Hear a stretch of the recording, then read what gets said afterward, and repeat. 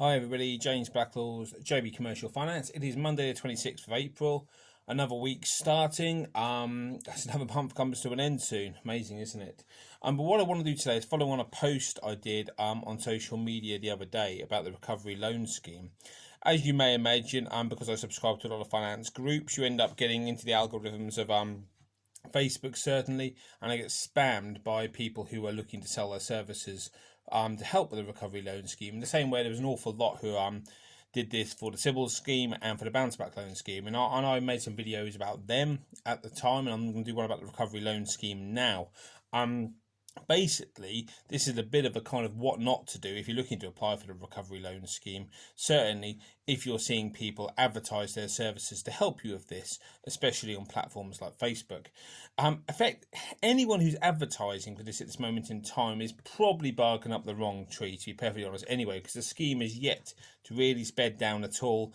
I did a post on Facebook this morning for anyone who's interested about the numbers involved. They're absolutely pathetic, and most people seem to be biding their time, as I've been advising people to do, and wait and see how the dust settles and what other lenders come on the panel for it. So that'll be my first thing. But anyone who gives any kind of advice like, guaranteed acceptance or approval virtually guaranteed or lowest rates guaranteed, anything guaranteed, run a million miles away. They're breaching every sort of code of ethics in the book by doing that.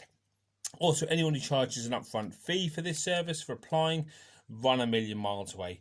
If you do get charged a fee, which is absolutely fine, everyone's got to earn a living, make sure it's on acceptance of the loan and that is payable when the loan is drawn down and that everything is contractually done right. You'd be amazed how many people do it on a wing and a prayer, give a few £100 over or more, sadly, sometimes. The loan then gets declined and they never see their money again.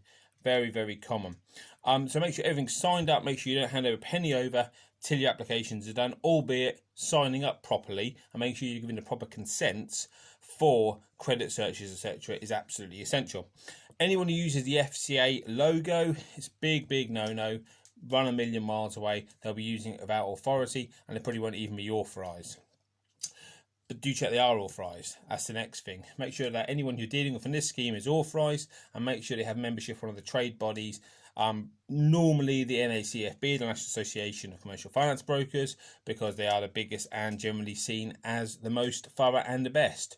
So basically, don't be caught up and don't be dragged in by an advert on Facebook to help you apply for the recovery loan scheme. Or if you are, don't hand over a penny until you've actually seen their credentials, signed up properly, and seen if your application has been successful. I don't want to see people, especially desperate people, desperate business owners, parted with their money by con men. Unfortunately, there are quite a few of those in the Sybil's loan scheme and quite a few in the bounce back loan scheme.